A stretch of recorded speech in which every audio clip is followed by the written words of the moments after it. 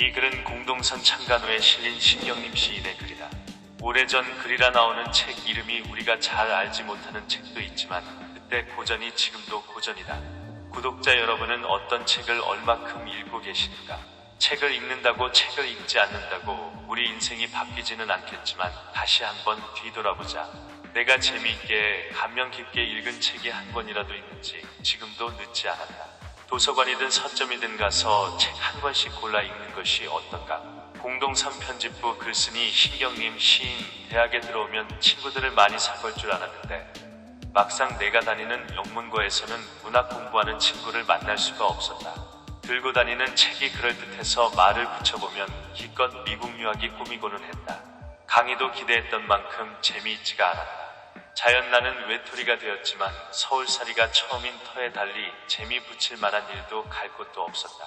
한이태 거의 도서관에 박혀 산 것은 이렇게 해서다. 그때만 해도 공부들을 별로 안 했던지 옛날에 절 부속 건물 한 귀퉁이를 차지하고 있는 도서관은 시험 기간만을 제하고는 늘 텅 비어 있다시피 했다. 나는 주로 시집과 소설을 읽었다. 인력판의 보들레르, 말라르메, 워즈워드 등의 시집을 재미도 뜻도 제대로 모르면서 어거지로 읽던 일이 기억에 새롭다. 그에 비해 소설은 훨씬 감동적으로 읽었던 것 같다. 고교 시절에 한 번 읽었던 도스토예프스키의 까라마조프의 형제들과 악령, 뚜르게네프의 아버지와 아들과 처녀지, 그리고 톨스토이의 안나 까레리나를 다시 읽는 재미는 강의에 대한 불만을 채우고도 남았다. 이때 읽은 소설 가운데서 가장 기억에 남는 것이 스탕달의 적과 흙이다. 가난한 목수의 아들로 태어난 줄리앙 소렐이 상류 계급의 도전, 출세를 거듭하는 대목에서는 신바람이 나다가 마침내 좌절, 단두대의 이슬로 사라지는 결말을 읽고는 저녁 밥맛을 잃기도 했다. 앞으로 문학을 하자면 읽어두어야 하는 것으로 알고 공산당 선언이며 보차로프의 세계사 교정을 읽은 것도 도서관에서다. 이른바 불온서적의 개념이 명확하지 않았던 시절이었던 것 같다. 가끔 나는 동대문께로 나가 청계천변을 따라 널려있는 헌책방을 뒤지기도 했다. 전쟁통에 쏟아져 나와 산더미처럼 쌓인 장서 도장이 찍힌 양장의 책들 속에서 내가 찾는 것은 해방 직후에 나온 말똥종이의 책들이었다. 김영석 등이 번역한 일본의 프롤레타리아, 예술이론가 구라하라의 예술론, 또 김영석의 소설집 지하로 뚫린 길, 김동석의 예술과 생활 따위를 짜장면 한 그릇 값으로 구한 것도 이때다. 기왕에 읽은 이태준, 김남천, 현덕과 이용학, 정지용 등에 대한 지식에 더하여 이 책들을 읽으면서 나는 당시 우리 문단을 지배하던 이른바 순수문학이 우리 문학의 전부가 아님을 확인하게 되었고 은근히 당시의 문단을 깔보는 건방진 생각도 갖게 되었다. 단편적으로만 읽던 백석의 시집 사슴을 손에 넣은 것도 동대문 헌책방에서다. 그 시집이 주는 충격은 대단해서 그날 밤으로 그 시집을 10번도 더 읽었을 뿐더러 강의 시간에도 도서관에서도 며칠 동안은 그 시집만 읽었던 것으로 기억된다. 또 길을 걸어가다가도 도서관에 앉았다가도 울파주 밖에는 장꾼들을 따라와서 엄지에 젖을 빠는 망아지도 있었다. 하고 그의 시한 비절을 외는 버릇도 생겼다. 고교 시절에 스승 유춘 선생이 권하던 일본의 문학평론가 고바야시의 역사와 문학과 도스토예프스키론, 시인 하기하라와 기다하라의 시집을 구해 읽은 것도 동대문에서니 말하자면 동대문 헌책방도 내 문학의 학교였던 셈이다. 특히 나는 당시 문단을 휘두르던 한 비평가가 문예지에 연재하고 있는 도스토예프스키 연구가 고바야시의 평론을 표절한 것임을 알고 충격을 받았다. 하지만 일본 시인들의 시는 별반 감동을 주지 못했다. 한 작가를 읽기 시작하면 계속 같은 작가의 작품을 구해 읽는 버릇이 생기기 시작한 것도 이때부터였던 것 같다. 이렇게 해서 나는 도스토예프스키의 여러 작품을 다시 읽었고 뚜르게네프의 사냥꾼 일기, 연기, 루딘 첫사랑과 산문시들을 잇따라 읽었다. 학교에서 서머셋 모음 강의가 있은 것도 그 무렵이다. 내가 유독 서머셋 모음 강의에 흥미를 가졌던 것은 담당의 젊은 교수현 서강대 이근삼 교수가 영어보다 영문학을 가르치려 애썼기 때문이다. 나는 이 시간만은 빼먹지 않았고 책방을 다니다가도 서머셋 모음책이 눈에 띄면 소설이고 수필이고 영문판이고 이력판이고 덮어놓고 샀다. 인간의 굴레, 과자와 맥주, 달과 유펜스, 면도칼날 등 소설과 총결산, 작가 수첩 등 수필류, 그리고 어신등 같은 첩보소설 등 아마 이 무렵 내가 읽은 모험의 작품이 30편은 될 것이다. 특별히 모험을 많이 읽은 것은 그의 문장이 쉬워서이기도 하지만 그의 소설이 주는 재미에 이끌린 점도 없지 않았다.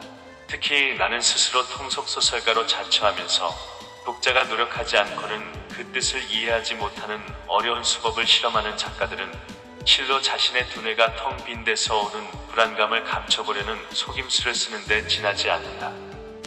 총결산는 그 냉소주의가 은근히 통쾌했다. 또 소설이고 수필이고 세상을 사는 지혜로 가득 차 있는 것 같은 점도 내가 모험에 열중한 이유의 하나였다. 특히 총결산 같은 수필은 너무 그럴듯한 말이 많아 군데군데 줄을 긋고 외우기까지 했는데 가령 돈이란 그것 없이는 다른 5개의 감각을 제대로 활용할 수 없는 6번째의 감각이다.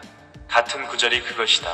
보다 감동적으로 읽은 것은 아무래도 반자전적인 작품으로 스스로 독자를 위해서가 아니라 자기 자신을 위해서 쓴 유일한 소설이라고 말한 인간의 굴레이다. 절름발이에다 고아인 주인공 필립이 온갖 어려움 속에서 고민하고 좌절하고 탐구하고 회의하면서 살아가는 과정은 실로 감동적이었다. 배신을 거듭하는 매춘부나 다름없는 여자에 빠져 허우적거릴 때는 안타까웠으나 마침내 그로부터 자유로워지면서 친구의 딸에게서 사랑을 찾는 결말은 신선하기조차 했다. 인생이 무의미한 만큼 헛된 욕망에 집착하고 분에 넘치는 행복을 추구하고 큰 성공에 매달리고 하지만 않는다면 인간은 얼마든지 자유로워질 수 있다는 생각도 호소력이 있었다. 더 열심히 읽은 것은 테스의 작가 토마스 하디를 모델로 삼았다 해서 시끄러웠다는 과자와 맥주다. 이것을 특별히 열심히 읽은 것은 영문판과 이력본을 동시에 구했기 때문이다.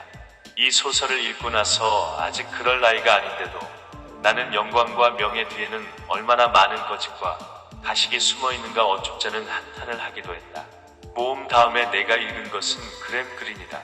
모험과는 달리 빡빡한 문장이었지만 내용은 훨씬 더 극적이고 재미있는 것 같았다. 권력과 영광, 사건의 핵심, 사랑의 끝, 조용한 사람 같은 장편들을 한꺼번에 구해 읽으니 한 학기가 다가고 말았다. 낯달 갈대 등의 시를 가지고 문화예술의 추천을 받아 문단에 나온 것이 바로 그 뒤다. 그로부터 얼마 동안은 친구와 어울리고 술에 더 열중하면서 거의 책을 읽지 않았다. 아마 이때 내 속에는 읽을 책은 다 읽었다는 오만이 도사리고 있었는지도 모르겠다. 그러다가 유종우 형과 하숙을 함께하게 되었는데 그는 대단한 독서가에서 낮이고 밤이고 손에서 책을 놓는 일이 없었다.